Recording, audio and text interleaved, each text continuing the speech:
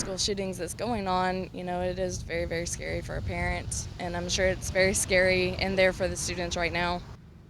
New at noon, a lockdown has been lifted on 3 Indianapolis schools after police chase with an escaped prisoner. In one of their parking lots, shots were fired. And all of this happening on Indy's south side. That escaped prisoner now fighting for his life this noon. And thanks for joining CBS4 News at noon. I'm Marianne Lyles. And I'm Tim Doty. CBS4's Russ McQuaid is live in our newsroom right now with the latest. Russ, what do we know?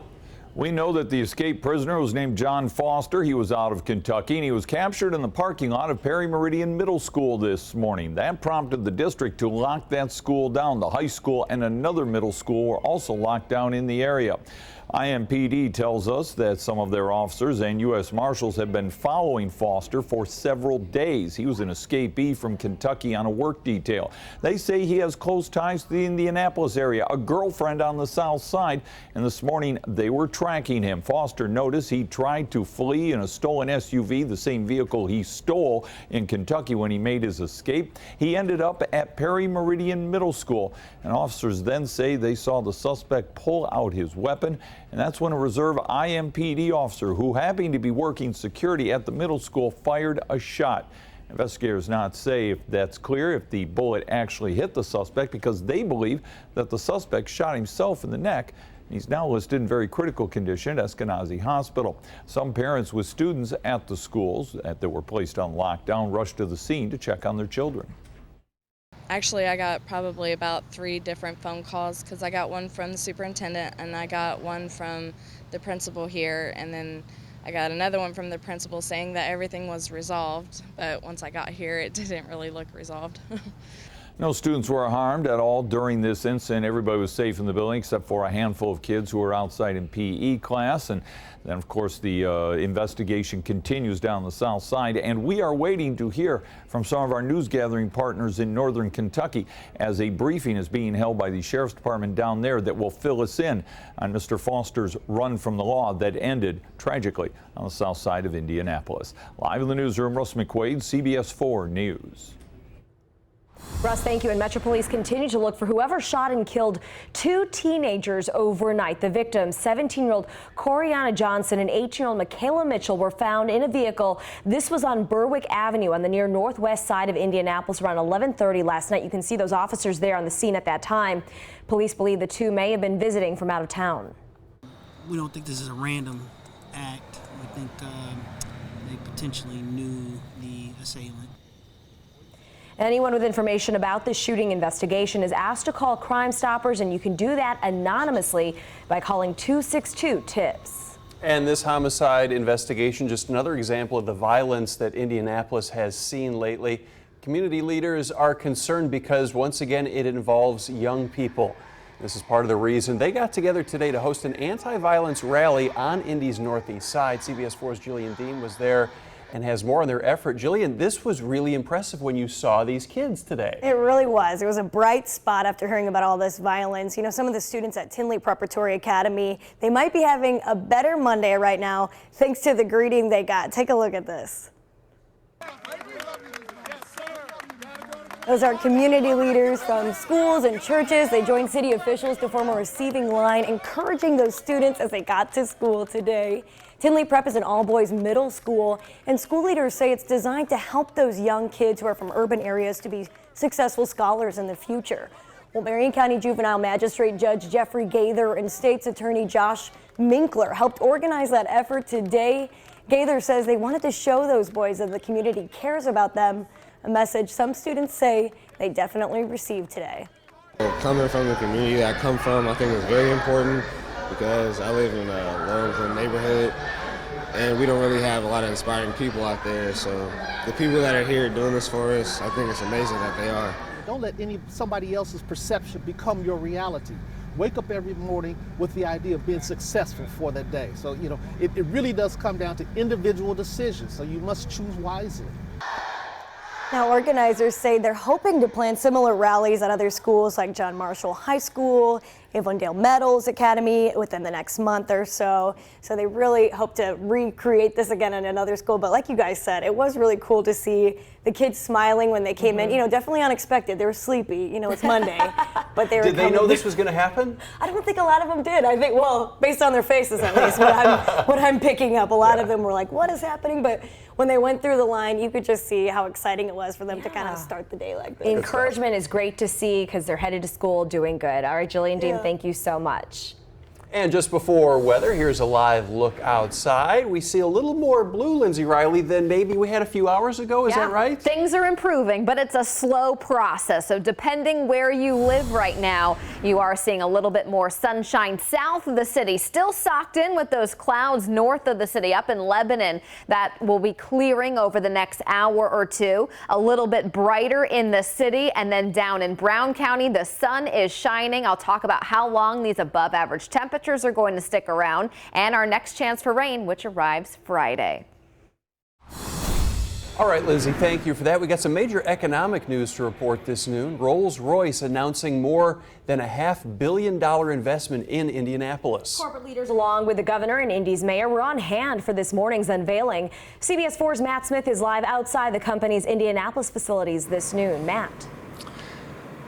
Yeah, hi guys. We're talking nearly $600 million over the next 5 years. This is the largest investment this company has made in North America since it bought this facility back in the mid-90s. So company leaders were on hand today for the unveiling. This major overhaul is going to replace outdated facilities, along with producing some aggressively new technology research in an effort to continue to stay competitive and win global bids.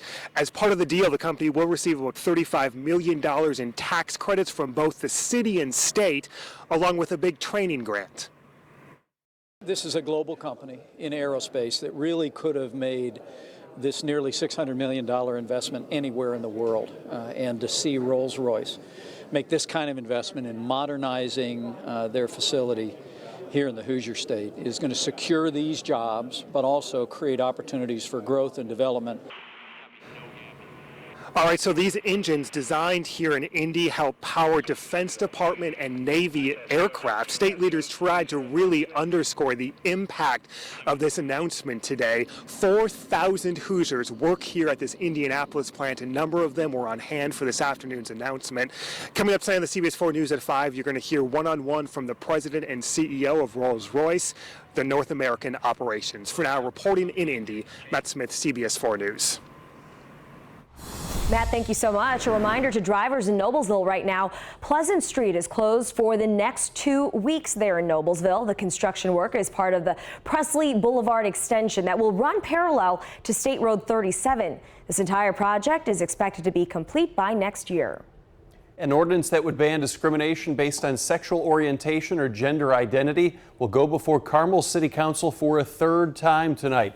The council's finance committee passed the ordinance last week, but the full council failed to vote on the proposal due to concerns about the wording in it.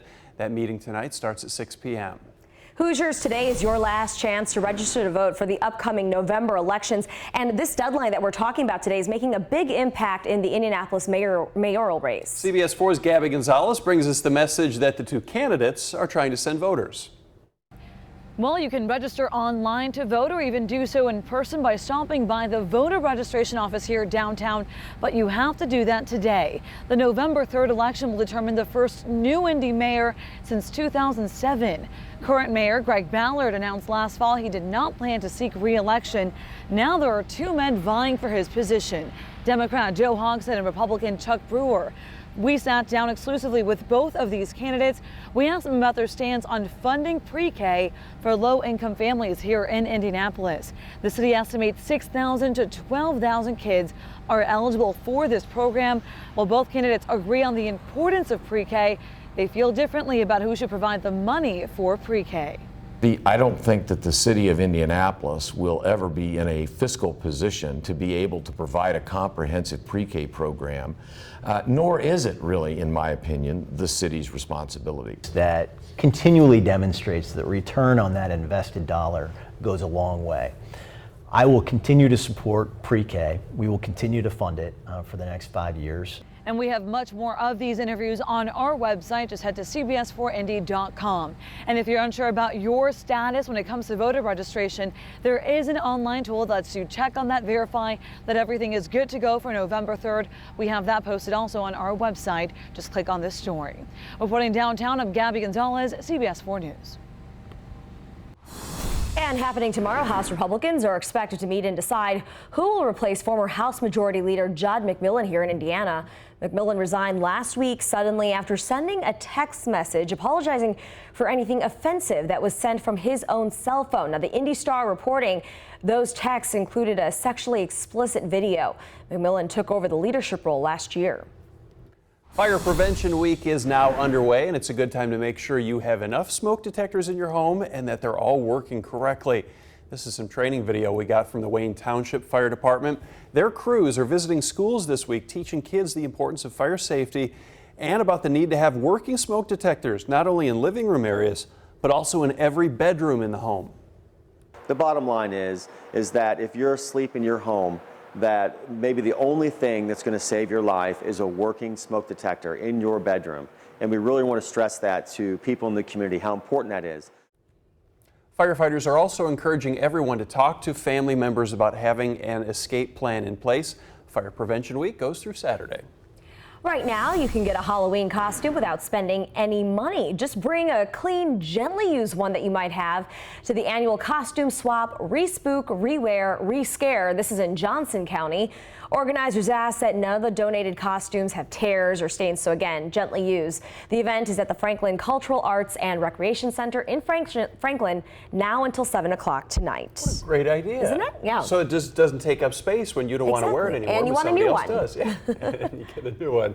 All right, speaking of outfits, a surprise for the patients at Riley Hospital for Children today. Next, we're going to show you who they found outside their windows this morning that definitely put a smile on their face. Yep, he just made a mistake. There he goes. And people on the East Coast dealing with historic rains and flooding this noon, and the storms are expected to continue. Some of the unbelievable video and rain totals are straight ahead. Here's a look at our current temperatures. A big spread across central Indiana. 50s where we have more clouds, 70s where we have more sunshine. I'll talk about those temps today and our next rain chances coming up in your Weather Authority forecast.